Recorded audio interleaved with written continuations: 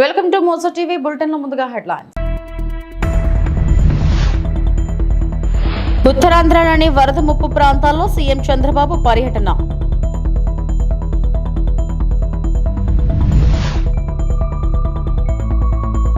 తెలంగాణ రాష్ట్ర ముఖ్యమంత్రి రేవంత్ రెడ్డిని కలిసి కోటి రూపాయల విరాళాన్ని అందజేసిన ఆంధ్రప్రదేశ్ రాష్ట్ర ఉప ముఖ్యమంత్రి పవన్ కళ్యాణ్. విశాఖపట్నం గోపాలపట్నంలో కొండచెలేరు వెలుగుపడిన ప్రాంతాన్ని పరిశీలించిన హోంమంత్రి అనిత. ఏపీ సీఎం చంద్రబాబు నాయుడు ఉభయ గోదావరి జిల్లాల్లోని వరద ప్రభావిత ప్రాంతాల్లో బుధవారం పర్యటించనున్నారు. కొల్లేరు, ఉప్పటేరులో వరద ఉధృతిని ముంపు ప్రాంతాలను చంద్రబాబు పరిశీలించనున్నారు. ఇటీవల కురిసిన భారీ వర్షాలకు ఉత్తరాంధ్ర వరదల్లో చిక్కుకుంది. విశాఖ నుంచి శ్రీకాకుళం వరకు 3-4 రోజులు భారీ వర్షాలు కురిశాయి. వాగులు, వంకలు పొంగిపొర్లాయి. వేలాది ఎకరాల్లో పంట నష్టం సంభవించింది. కొండ చర్యలు విరిగిపడి రాకపోకలు స్తంభించాయి. విజయవాడలో ఎంత నష్టం వాటిల్లిందో ఉత్తరాంధ్ర ప్రాంతాల్లోనూ భారీ వర్షాల కారణంగా అంతే నష్టం వాటిల్లింది. ఈ నేపథ్యంలోనే సీఎం చంద్రబాబు నాయుడు ఉత్తరాంధ్రలో పర్యటించనున్నారు.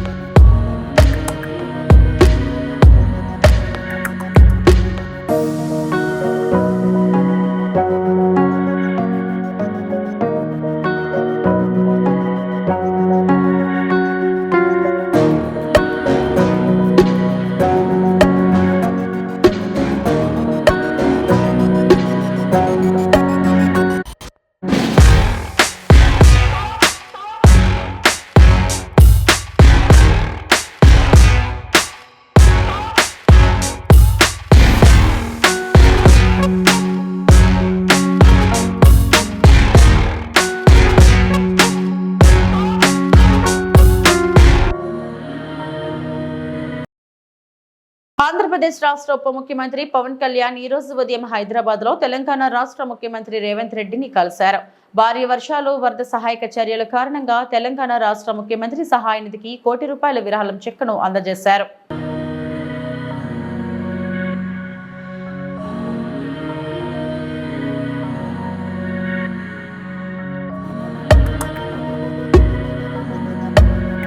గోపాలపట్నంలో కొండచెరలు విరిగిపడిన ప్రాంతాన్ని పరిశీలించిన హోంమంత్రి వంగలపూడి అనిత, ఎమ్మెల్యే ఘనబాబు.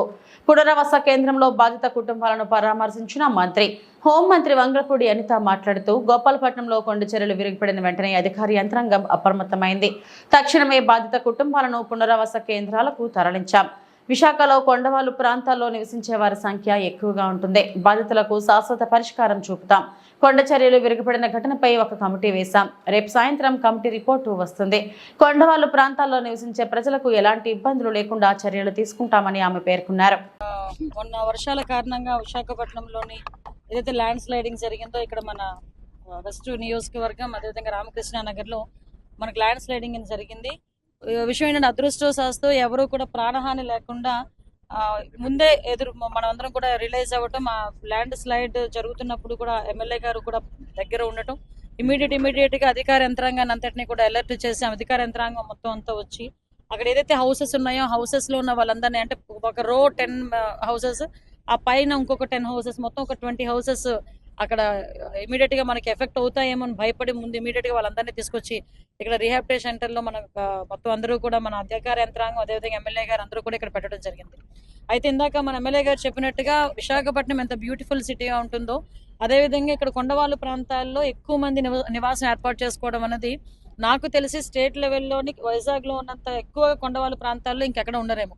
అటు ఆర్లోవా ఏరియా అటువైపు చూసుకున్నా, ఇటు గోపాలపట్నం ఏరియా చూసుకున్నా, మనకు అటువైపు గాజువాక్ లో కొంత ఏరియా చూసుకున్నా, ఇలాంటి ఏరియాస్ లో చాలా మంది కొండవాళ్ళ ప్రాంతాల్లోని నివసించి అక్కడ కూడా నివసించిన వాళ్ళందరూ కూడా ఏంటంటే పేదరికంలో ఉన్న వాళ్ళు, రోజువారీ కూలీ చేసుకుని ఆ కూలి డబ్బులతో వచ్చిన డబ్బులతోని పైసా కూడబెట్టుకుని ఆ ఇల్లులు కూడా కన్స్ట్రక్ట్ చేసుకునే పరిస్థితి, కొంతమందికి గవర్నమెంట్ దగ్గర నుంచి కూడా కొంత మేరకు సహాయ సహకారాలు అంది ఇల్లులు కూడా కట్టుకోవడం జరిగింది.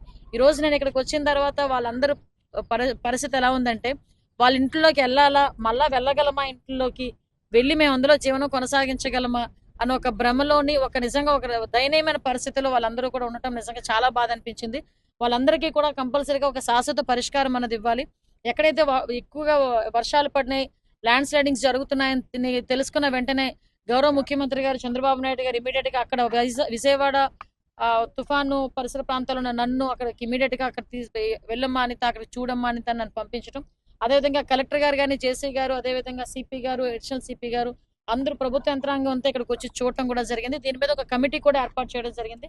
R&B డిపార్ట్మెంట్, అదేవిధంగా ఆంధ్ర యూనివర్సిటీలో ఒక టెక్నికల్ డిపార్ట్మెంట్ నుంచి ఒక రిటైర్డ్ పర్సన్ ని, అదేవిధంగా అన్ని జీవీఎంసీ వాళ్ళు, అదేవిధంగా మనకి రెవెన్యూ డిపార్ట్మెంట్ వాళ్ళు అందరూ కలిసి ఒక కమిటీ ఏర్పాటు చేసుకోవడం జరిగింది. ఆ కమిటీ రిపోర్ట్ రేపు ఈవినింగ్ వస్తుంది. రేపు ఈవినింగ్ కమిటీ రిపోర్ట్ వచ్చిన తర్వాత సాయిల్ టెస్ట్ కూడా జరిగిన తర్వాత ఫర్దర్ గా ఇబ్బంది లేదు అనుకుంటే ఏం చేయాలి, ఫర్దర్ గా ఇబ్బంది ఉందనుకుంటే ఎలాగ మనం వేఅవుట్ చూడాలి, ఈ రెండు కూడా అధికారులతో అదేవిధంగా ఎమ్మెల్యే గారితో చర్చించి ఇక్కడున్న వీళ్ళందరికీ కూడా ఒక శాశ్వత పరిష్కారం తీసుకునే దిశగా గవర్నమెంట్ ముందుకెళ్తుంది. అదేవిధంగా ఇప్పుడు ఈ విపత్తుల శాఖలో కూడా కంపల్సరీగా ఏదైతే ఈ ప్రాబ్లమ్స్ ఏదైతే ఉన్నాయో, కొండవాళ్ళ ప్రాంతాల్లో ఏదైతే ప్రాబ్లమ్స్ జరుగుతాయో, ఎందుకంటే ఈ డ్రైనేజ్ సిస్టమ్ సరిగా లేకపోయినా ఏమి ఇబ్బంది వచ్చినా అక్కడ మట్టి కొంచెం ఈ వాటర్ తో పాటు బయటకు వచ్చి కొంచెం సాయిల్ కూడా లూజ్ సాయిల్ అయ్యి ఇబ్బందులు ఎదుర్కొంటున్నాం. దీనికి ఎటువంటి శాశ్వత పరిష్కారం ఇవ్వాలి, రిటైనింగ్ వాల్స్ ఎక్కడెక్కడ మనం కట్టాలి, ఈవెన్ ఐరన్ మెసెస్ ఏదైనా మనం చేయగలిగితే ఎలా చేయాలి ఏంటన్నది ఒక సమగ్రమైన నివేదిక తెప్పించుకొని ఈ కొండవాళ్ళ ప్రాంతాల్లో ఉన్న ప్రజలు ఇబ్బంది పడకుండా, ప్రాణ నష్టం జరగకుండా, ఆస్తి నష్టం జరగకుండా చూసుకునే బాధ్యత కూడా గవర్నమెంట్ తీసుకుంటుంది. ఈ విషయమే ఇక్కడ నివేదికను తీసుకుని గౌరవ సీఎం గారికి కూడా సబ్మిట్ చేసి గౌరవ సీఎం గారి ఆదేశాల మేరకు ఇక్కడ ఎవరికి కూడా ఇబ్బంది. ఇంత దుర్మార్గపు పాలన ఏపీలో ఎన్నడూ లేదని చంద్రబాబు సర్కార్పై వైఎస్ఆర్సీపీ అధినేత మాజీ సీఎం వైఎస్ జగన్మోహన్ రెడ్డి మండిపడ్డారు. అక్రమ కేసులో అరెస్ట్ అయి గుంటూరు సబ్ జైల్లో ఉన్న మాజీ ఎంపీ నందిగం సురేష్ ను వైఎస్ జగన్ పరామర్శించి ధైర్యం చెప్పారు. అన్ని విధాల పార్టీ అండగా ఉంటుందని భరోసా ఇచ్చారు. అనంతరం వైఎస్ జగన్ మీడియాతో మాట్లాడుతూ అక్రమ కేసులతో ఒక దళిత నేతను అరెస్ట్ చేశారని మండిపడ్డారు. డిప్యూటీ మేయర్ భర్తను అరెస్ట్ చేస్తారు, అది 4వ తారీఖు రాత్రి. ఎందుకంటే ఇక్కడ చంద్రబాబు నాయుడు గారు పూర్తిగా ఫెయిల్ అయిపోయిన పరిస్థితుల్లో, 60 మంది చనిపోయిన పరిస్థితుల్లో చంద్రబాబు నాయుడు గారి గవర్నెన్స్ ఫెయిలియర్ ను దారి మళ్లించేందుకు, డైవర్ట్ చేసేందుకు అరెస్ట్ చేస్తారు. అసలు ఈ కేసుకు సంబంధించి పూర్వాపరాలు చూస్తే, ఈ కేసుకు సంబంధించి 3 సంవత్సరాల పైచిలకు 3-4 సంవత్సరాల కిందట జరిగిన ఈ కార్యక్రమం, ఈ ఘటన 2021 అంటే దాదాపుగా 4-5 సంవత్సరాల కిందట జరిగిన ఘటన. దాదాపుగా 4 సంవత్సరాల కిందట జరిగిన ఘటనలో ఈరోజు టాపిక్ డైవర్ట్ చేసేందుకు 4వ తారీఖు రాత్రిన సురేష్ను, దళిత ఎంపీని, విజయవాడ డిప్యూటీ మేయర్ భర్తను అరెస్ట్ చేస్తారు. నేను అడుగుతా ఉన్నా, సూటిగా నేను ఒక ప్రశ్న అడుగుతా ఉన్నా, ఆ రోజు ఏం జరిగింది? తెలుగుదేశం పార్టీకి సంబంధించిన అఫీషియల్ స్పోక్స్ పర్సన్ పట్టాభి అనే వ్యక్తి ఆ రోజు సిట్టింగ్ ముఖ్యమంత్రిగా ఉన్న అప్పట్లో సిట్టింగ్ ముఖ్యమంత్రిగా ఉన్న వ్యక్తిని వీళ్ళ సెల్ ఫోన్లు ఎక్కడున్నాయో ట్యాగ్ చేస్తే తెలియదా? తెలుగుదేశం పార్టీ ఆఫీసులో సీసీ కెమెరాలు ఉండవా? ఆ సీసీ కెమెరాల ఫుటేజ్ చూస్తే తెలియదా? మరి అలాంటప్పుడు వీళ్ళెవరూ లేనప్పుడు 4-4 తర్వాత జరిగిన ఘటనలో మీరు ఇష్టం వచ్చినట్టుగా ఇప్పుడు మళ్ళీ దాన్ని తవ్వి దాంట్లో ఫాల్స్ విట్నెస్లని జోడు చేసి దాంట్లో ఉన్న వాళ్ళందరినీ భయపడిచి ప్రలోభాలు పెట్టి వాళ్ళతో లేనిపోని పేర్లన్నీ రాయిచ్చేసి నీ ఇష్టం వచ్చినట్టుగా నువ్వు అరెస్టులు చేయడం మొదలు పెడతా ఉన్నావు. రాష్ట్ర వ్యాప్తంగా కూడా ఇదే జరుగుతూ ఉంది. ఈ ఒక్క కేసే కాదు, ఇదే మాదిరిగానే రాష్ట్ర వ్యాప్తంగా కూడా జరుగుతూ ఉన్నాయి. పోలీసులు ఏ స్థాయికి దిగజారిపోతా ఉన్నారు అనంటే, అటువంటి పాత కేసులలో కావాలని వీళ్ళే తప్పుడు సాక్ష్యాలు క్రియేట్ చేస్తూ ఉన్నారు. విట్నెస్లను వీళ్ళే బెదిరించి, వీళ్ళే ప్రలోభపెట్టి వీళ్ళే తప్పుడు పేర్లు ఇరికిచ్చి ప్రకాశం బ్యారేజ్ కూల్ చేయాలని జగన్ పంపించిన 3 వైసీపీ బోట్ల తొలగింపు పనులను పరిశీలించిన మంత్రి నిమ్మల. బోట్ల వెలికితీతకు అధికారుల ప్రయత్నాలకు ఆటంకాలు. ఒక్కొక్కటిగా కాకుండా 3 బోట్లు కలిపి లింక్ ఉండటంతో వాటిని తొలగించడంలో సమస్యలు. బోట్లను అండర్ వాటర్ కటింగ్ చేయడానికి విశాఖ నుండి ప్రత్యేక టీంలను రప్పించిన ప్రభుత్వం 40 టన్నులు ఉన్న ఒక్కొక్క బోటును 3 బోట్లుగా కలిపి 120 టన్నుల కెపాసిటీకి పెంచి ప్రకాశం బ్యారేజీని ఢీకొట్టి కూల్చేసి ప్రభుత్వానికి చెడ్డ పేరు తేవాలని కుట్ర పన్నిన జగన్. ఇప్పటికే పోలీసులు 2 వైసీపీ నేతలను అరెస్టు చేశారు. కుట్రలో భాగమైన తలసిల రఘురాం సజ్జల పరారీలో ఉన్నారు. వారి కోసం పోలీసులు గాలిస్తున్నారు. కూడా కింద పడి ఉంది, దాని మీద కూడా ఎక్కువ ఉంది. ఇది తీస్తే గానీ మిగతా తీయడానికి లేదు సార్. ఇది తీయాలి, ముందు ఇది తీయాలి సార్. ఇంకా కట్ చేసి పడేయడం అంతే. ఈ నీళ్ళు అంటే ఈ పైన అంటే కట్ చేస్తారు, నీళ్ళలో కట్ చేసేది వాళ్ళు చేయగలరు అంతే. అది మామూలుగా అలా వచ్చి పడిందంటారా లేకపోతే 3 కలిసి వచ్చినట్టే లింక్ చేసే ఉన్నాయి సార్. లింక్ చేసి ఉన్నాయి ఉదాహరణకి వచ్చేటప్పుడు ఫోటోలు నేను అదే చెప్పిన దగ్గర ఉన్నాయి సార్. ఇప్పుడు సపోజ్ ఫస్ట్ పడవ వచ్చి దీన్ని కొట్టింది అనుకోండి, దాంట్లో ఇంకో 10 నిమిషాలు 5 నిమిషాలు గ్యాప్ ఉంటే ఆటోమేటిక్ ఇక్కడ ప్రవాహం తగ్గిపోద్ది. ఇది ఈ కాలం దగ్గర తగ్గిపోద్ది. ఎప్పుడైతే ఇది వచ్చిందో ఆ కాలం వైపు వెళ్తుంది రెండోది. అలా వెళ్ళకుండా ఒక చోటకి వచ్చినట్టే లంకే ఉంది, అటు పోకండి. రేపే చూసండి, అదే వీలైనంత రేపే ఎర్లీ అవర్స్ లో మొదలు పెట్టండి. రేపు ఏదో రకంగా క్లియర్ చేయాలి. మీకు ఎఫెక్ట్ ఎక్కువ పెట్టండి. మొన్నటి వరకు సార్ వాటర్ 5 వరకు ఉండే సార్, అంతే కదా సార్. వెలాసిటీ ఎక్కువ ఉండేను, ప్లస్ 11 lakhs ఉండే. కాబట్టి కిందికి దిగిపోయింది వాటర్ 2 lakhs. దీంట్లోకి లాగం సార్, లాగడం అయితే దీనికి ఆపోజిట్లో పెడతారు. ప్రకాశం బ్యారేజీ ముప్పు పెట్టాలి, ఈ యొక్క ప్రభుత్వానికి ఊపిరి సలపనివ్వకుండా సమస్యలు సృష్టించాలనేటువంటి ఒక కుట్రతో ప్రయత్నం ఉన్నట్టుగా కనపడుతూ ఉంది. పడవలు ఢీకొట్టి దెబ్బతిన్నటువంటి కౌంటర్ వెయిట్స్ ఏవైతే 3 కౌంటర్ వెయిట్లు ఉన్నాయో చాలా సమర్థవంతంగా, ఎందుకంటే 15-18 రోజులు సమయం పట్టేటువంటి ఆ కౌంటర్ వెయిట్స్ని కేవలం 5 రోజుల్లోనే మరి మా ఇంజనీర్లు అదేవిధంగా కన్నం నాయుడు గారు వీళ్ళంతా ఒక టీమ్గా వర్క్ చేసి ఆ 17 టన్నులు కూడా కాంక్రీట్ దింపుతూ ఉంటే అట్లా డిలే అవుతుందని వాళ్ళ టెక్నాలజీని ఐరన్ను కూడా ఉపయోగించి సేమ్ అదే వెయిట్ని క్లియర్ చేసి వితిన్ 5 డేస్లో అమర్చేశారు. కానీ వైసీపీ కుట్రతో ఏదైతే పడవలు ఏదైతే ఉన్నాయో వాటిని వెలికి తీయాలంటే చాలా ఇబ్బందిగా ఉన్నటువంటి పరిస్థితి. ఆ రోజు కూడా 3 బోట్లు కూడా కలిసి వచ్చినాయి అని చెప్పి కూడా కొంతమంది వీడియోస్ కూడా పెడుతూ ఉన్నారు. అంటే ఇది ఉద్దేశపూర్వకంగానే కుట్రపూరితంగానే, ఎందుకంటే ఒక 40 టన్నులు ఒక పడవని 3 పడవలకు మిక్స్ చేసి 3 40 120 టన్నుల వెయిట్ని ఒకేసారి ప్రకాశం బ్యారేజ్ మీదకి, అది కూడా పీక్ స్టేజ్లో 11,40,000 క్యూసిక్కులు నీరు వచ్చేటువంటి సమయంలో పంపించారని అంటే నిజంగా ఎంత కుట్ర, మాకు కూడా ఎంత బాధ ఆవేదన ఒక రైతు బిడ్డగా కూడా. ఎందుకంటే ఇవాళ చుక్క నీరు లేక అలమటించేటువంటి ప్రాంతాలను మనం చూసాం, కనీసం గుక్కడి నీళ్లు లేక అలమటించేటువంటి ప్రజలను చూసాం. అటువంటి దాహార్తిని అన్నదాతల్ని ఆదుకునేటువంటి ప్రకాశం బ్యారేజీ లాంటి దాని మీద కూడా ఇట్లాంటి కుట్రలు పొందితే అంటే ఇంకా తమకు అధికారం లేదు కాబట్టి ఆ ప్రజల మీద కక్ష సాధించాలి, మాకు ఒక్క సీటు కూడా ఇవ్వని జిల్లాలు కాబట్టి ఆ జిల్లాలే తుడిచిపెట్టుకోపోవాలనేటువంటి ఆలోచనతో మరి ఈరోజు ప్రతిపక్షం ఉందా అనేటువంటి బాధ ఆవేదన ఈవేళ కనిపిస్తున్నటువంటి పరిస్థితి. అటువంటి కక్ష ఏదైనా ఉంటే పార్టీ పరంగా మా మీద చూపినా పర్వాలేదు, కానీ ప్రజల మీద చూపించేటువంటి విధంగా ఇలా 100 సంవత్సరాలు ప్రజలకి సేవలు అందించేటువంటి బ్యారేజీల మీద చూపిస్తే ఈ రాష్ట్రం ఏమైపోతుంది, రేపు తెలుగు జాతికి ఏమైపోతుంది. 120 టన్నుల వెయిట్ను ఒకసారి పంపించిన దాని మీదే ఇంత పెద్ద ఎత్తున డ్యామేజ్ జరిగినట్టుగా కనిపిస్తున్నటువంటి పరిస్థితి. అంటే నిజంగా అది కౌంటర్ వెయిట్ను కాకుండా ఏదైతే ఆ స్ట్రక్చర్ని కనుక తగిలి ఉంటే ఆ స్ట్రక్చర్ ఎఫెక్ట్ అవుతే నిజంగా ఈ యొక్క 2-3 జిల్లాలు కూడా తుడిచిపెట్టుకుని బంగాళాఖాతంలో కలిసిపోయి దివిసీమ కంటే కూడా ఎక్కువ నష్టం జరిగేటువంటి పరిస్థితి దుస్థితి ఉంటుంది. మరి ఈవేళ ఏదైతే చాలా క్లియర్గా నిన్ననే ఎవరైతే నిందితులు ఎవరైతే ఉన్నారో వాళ్ళని కూడా రిమాండ్కి పంపించడం జరిగింది.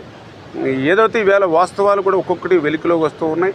చాలా క్లియర్గా ఎవరైతే రామ్మోహన్ మరి ఆయన తలసిర రఘురాముకి మేనల్లుడు దగ్గర రిలేషన్ అని చెప్తూ ఉన్నారు, ఎవరైతే ఆయన ఉషాద్రి ఎవరైతే ఉన్నారో పక్క వైఎస్ఆర్సీపీ నాయకులు వాళ్ళందరూ కూడా గతంలో అక్రమంగా ఇసుకను ఉపయోగించేటటువంటి పడవలని చెప్పి స్థానికులు చెప్తున్నటువంటి పరిస్థితి. నా ముఖ్యమంత్రి గారు కూడా చాలా క్లియర్గా చెప్పారు, ఈవేళ ఎవరైతే నేరస్తులు ఎవరైతే ఉన్నారో రాజకీయ ముసుగులో వస్తూ ఉన్నారు ప్రజల దగ్గరికి, నేరస్తులుగానే చూస్తామని ఇందాక ముఖ్యమంత్రి గారు చెప్పారు. ఖచ్చితంగా రేపు తెలుగు రాష్ట్ర భవిష్యత్తు చూస్తా, ఏదైతే తెలుగు ప్రజల భవిష్యత్తు చూస్తా ఆ నేరస్తులుగానే శిక్షిస్తామనే విషయాన్ని కూడా తెలియజేసుకుంటూ వాతావరణ శాఖ హెచ్చరికలు. గోదావరికి వరద హెచ్చరికల నేపథ్యంలో లోతట్టు ముంపు ప్రాంతాల్లో ప్రజలు అప్రమత్తంగా ఉండాలని, జిల్లా యంత్రాంగానికి పూర్తి స్థాయిలో సహకరించాలని జిల్లా కలెక్టర్ పి ప్రశాంతి విజ్ఞప్తి చేశారు. కలెక్టర్ చాంబర్ నుండి ఈ మేరకు ఓ వీడియో సందేశం ఇవ్వడం జరిగింది. రెవెన్యూ పోలీస్ యంత్రాంగం అప్రమత్తమై పునరావాస కేంద్రాలకు తరలింపు, వరద నీరు చేరే మార్గాలలో హెచ్చరికలు జారీ చేసి ప్రజలను అప్రమత్తం చేయడం జరుగుతుందని తెలిపారు. భద్రాచలం వద్ద 47.50 అడుగులు రెండవ ప్రమాద స్థాయిలో వరద నీరు చేరడంతో దిగువ ప్రాంతానికి గోదావరి జిల్లాలను విడుదల చేస్తున్నారని, ఈ నేపథ్యంలో ధవళేశ్వరం కాటన్ బ్యారేజ్ వద్ద ప్రస్తుతం 8.36 లక్షల క్యూసెక్కుల నీటిని దిగువకు విడుదల చేస్తున్నామన్నారు. ఇప్పుడు మనం భద్రాచలంలో చూసుకుంటే భద్రాచలం డ్యామ్ హైట్ అనేది 47.5. సో ఆల్మోస్ట్ సెకండ్ వార్నింగ్ వరకు వచ్చేసింది. సో మనకి ఎక్సెస్గా వాటర్ ఏదైతే వచ్చిందో అంత రిలీజ్ చేయాల్సి వస్తుంది. కాబట్టి ఈరోజు రేపు మనకి గోదావరిలో చాలా ఉధృతంగా నీటి ప్రవాహం ఉండబోతుంది. నా రిక్వెస్ట్ ఏంటంటే నదీ పరివాహక ప్రాంతాల్లో ఉన్న విలేజెస్ అందరూ కూడా దయచేసి ఆ నదీ ప్రవాహంలోకి వెళ్ళొద్దు. అలానే పిల్లల్ని కూడా మరీ ముఖ్యంగా అటువైపు వెళ్లకుండా చూసుకోండి. సో ఎక్కడైనా మనకి లో లెవెల్ ఏరియాస్ ఏవైతే ఉన్నాయో అధికారులు చెప్పిన మాటలు విని మీకు ఏదైతే మేము రిలీఫ్ క్యాంప్స్ ఆర్గనైజ్ చేస్తున్నామో ఆ రిలీఫ్ క్యాంప్స్లోకి దయచేసి రండి. దానితో పాటుగా మనకి గణేష్ పూజ కూడా అవుతుంది. ఆ నిమజ్జనంకి ఏర్పాట్లన్నీ కూడా మేము రెవెన్యూ అండ్ పోలీస్ యంత్రాంగం పూర్తిగా చేశారు. ఘాట్లలో మేము ఏదైతే ఏర్పాటు చేశామో అక్కడ ఏర్పాటు చేసిన వెన్యూ దగ్గరకు వచ్చి ఆ విగ్రహాన్ని అందించవలసిందిగా మీ అందరికీ కూడా రిక్వెస్ట్ చేయడం జరుగుతుంది. అంతేగాని ఎవరు కూడా వాటర్లోకి దయచేసి వెళ్ళొద్దు. రాజమండ్రి టౌన్లో ఉన్న ఘాట్స్లో కానీ అలానే కొవ్వూరు అండ్ తాడిపూరి అక్కడ ఏరియాలో విలేజెస్లో ఉండే ఘాట్స్లో కానీ సీతానగరం ఏరియాలో కానీ ఎక్కడ కూడా దయచేసి నదీ ప్రవాహంలోకి వెళ్ళొద్దు. చాలా ఉధృతంగా ప్రవాహం రావడం, వేగంగా నీరు రావడం వలన ప్రమాదాలకి గురి అయ్యే అవకాశం ఉంటుంది. అలానే బోట్స్ అన్నీ కూడా మన ఫస్ట్ వార్నింగ్ తర్వాత ఫ్లడ్లో బోట్స్ దేన్ని కూడా మనం అలౌ చేయం. ఫిషర్మెన్ అందరికీ కూడా కమ్యూనికేట్ చేసాం. మరొకసారి మీ అందరికీ రిక్వెస్ట్ ఏంటంటే ఎవరు కూడా నదిలోకి ఫిషింగ్ కానీ లైక్ చూడడానికి కానీ పూజలు చేయడానికి కానీ దయచేసి ఎవరు కూడా వెళ్ళొద్దు. అనవసరమైన ప్రమాదాలను కూడా తీసుకురావద్దు. దయచేసి డిజాస్టర్ మేనేజ్మెంట్ ద్వారా అలానే జిల్లా యంత్రాంగం ద్వారా వచ్చిన హెచ్చరికలను పాటించండి. ఇళ్లలోనే ఉండండి. నదీ పరివాహక ప్రాంతంలోకి దయచేసి ఎవరు కూడా వెళ్ళొద్దు. పశ్చిమ గోదావరి జిల్లా నరసాపురం వద్ద వశిష్ఠ గోదావరి ఉగ్ర రూపం దాల్చింది.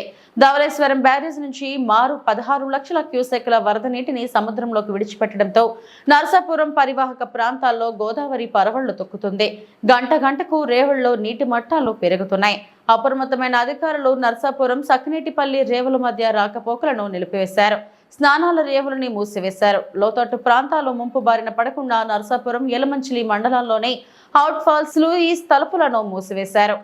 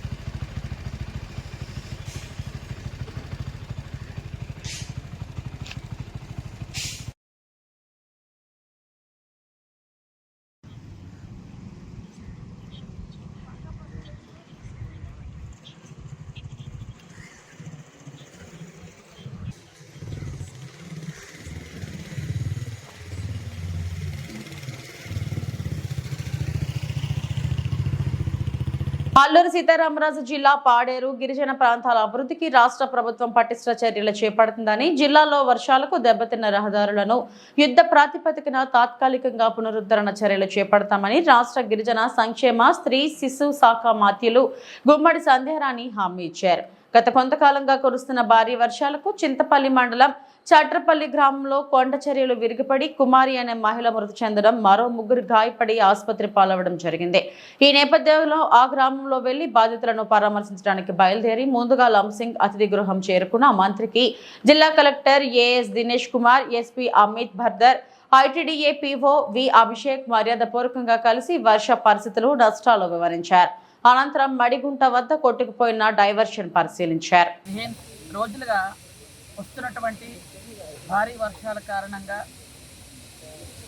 చాలా ఇబ్బంది పడుతూ, ముఖ్యంగా అల్లూరి సీతారామరాజు జిల్లాలో పాడేరు, అరకు నియోజకవర్గాలు, అలాగే రంపచోడవరం నియోజకవర్గం కూడా అన్నీ కూడా తడిసి ముద్దైపోతున్నాయి.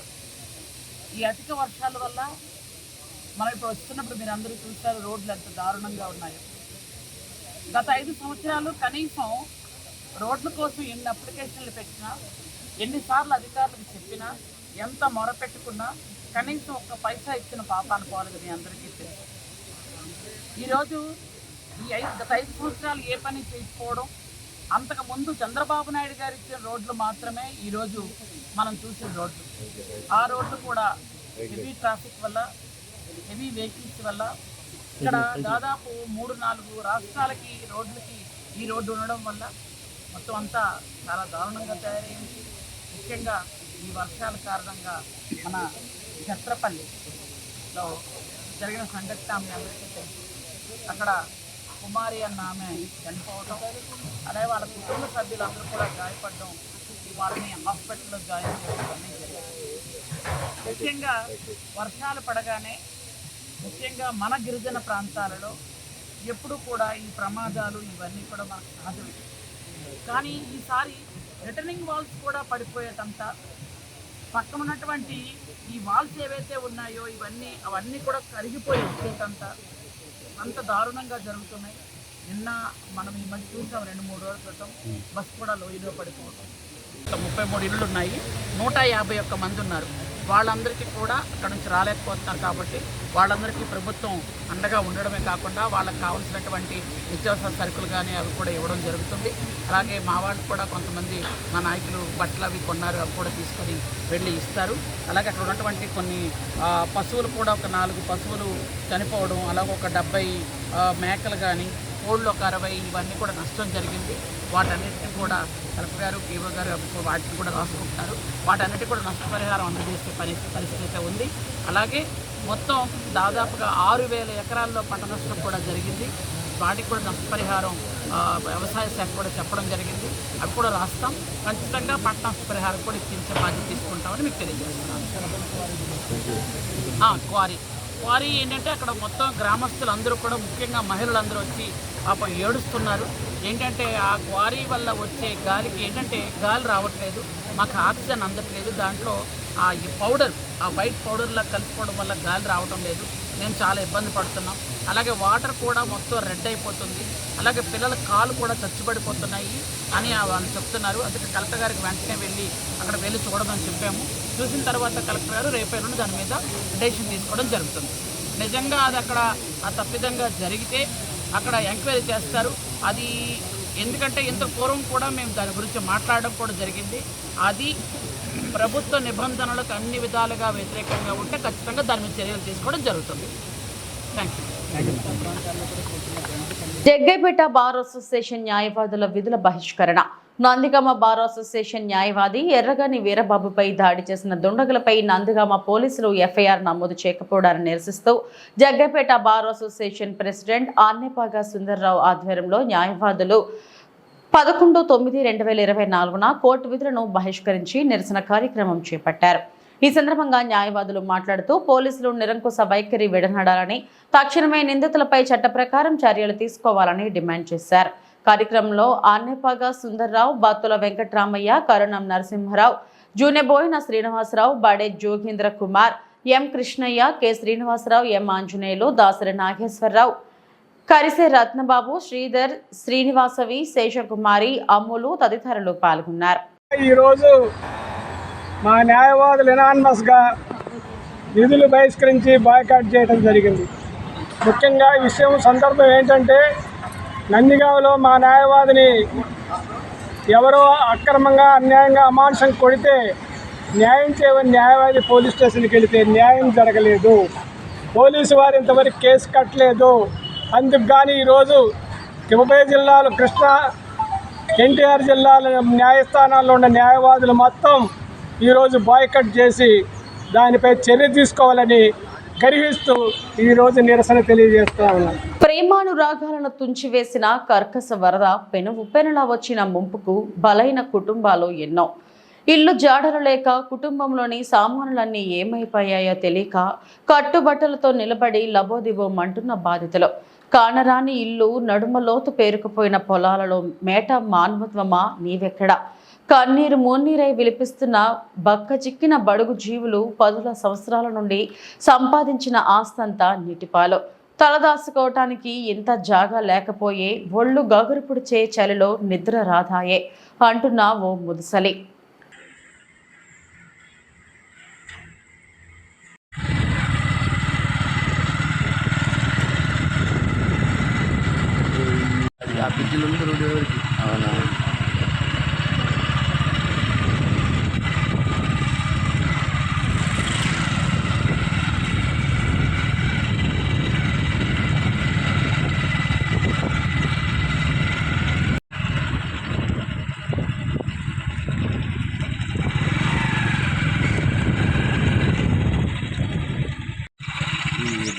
ఇల్లు మొత్తం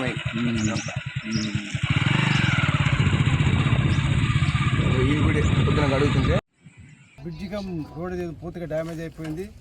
గత 10 రోజులుగా ఇది మొత్తం కూడా రాకపోకలు తెలంగాణ కానీ లింగాల అవతల గ్రామాలకు, ఉత్సవ గ్రామాలకు కూడా పోవడం అవకాశం లేదు. మరి పూర్తిగా డ్యామేజ్ విషయం మీద ప్రభుత్వం దృష్టి కూడా తీసుకెళ్ళాం. ఇమ్మీడియట్గా మరి రాకపోకల అవకాశం కోసం రామ్కో సిమెంట్స్ అని కోరితే వారు యొక్క టిప్పర్లో పొక్కులందరూ ముందు సరి చేస్తూ ఉన్నారు. రేపటి నుంచి ఇక రాకపోకలు జరుగుతాయి. ఇక శాశ్వత పరిష్కారం ప్రభుత్వం నిధులు తీసుకొచ్చి ఆర్ఎంబీ డిపార్ట్మెంట్ ద్వారా పూర్తిగా దీన్ని పరిష్కారం ప్రయత్నం చేస్తున్నాం.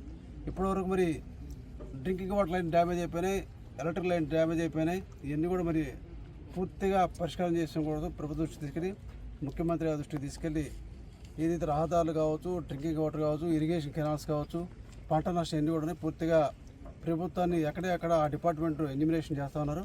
ఆ తర్వాత ఎవరైతే నష్టపోయారో, ఏ రోడ్ డ్యామేజ్ అయినాయో, ఏ ప్రాజెక్ట్ డ్యామేజ్ అయినా కూడా పూర్తిగా పరిష్కరించుకుంటాం. కర్నూలు జిల్లా ఎమగ్నూరు గురు రాఘవేంద్ర ప్రాజెక్టుపై ఎమ్మెల్యే చెప్పిన మాటలు పచ్చి అబద్ధాలని బుట్టా వర్గీయులు అన్నారు. ఎమ్మెల్యే బివి జయనాగేశ్వరరెడ్డిపై బుట్టా వర్గీయులు ఆగ్రహం వ్యక్తం చేశారు. బుట్టా రేణుకా వర్గంలో ట్యూటర్లు ఉన్నారని, చీటర్లు లేరని అన్నారు.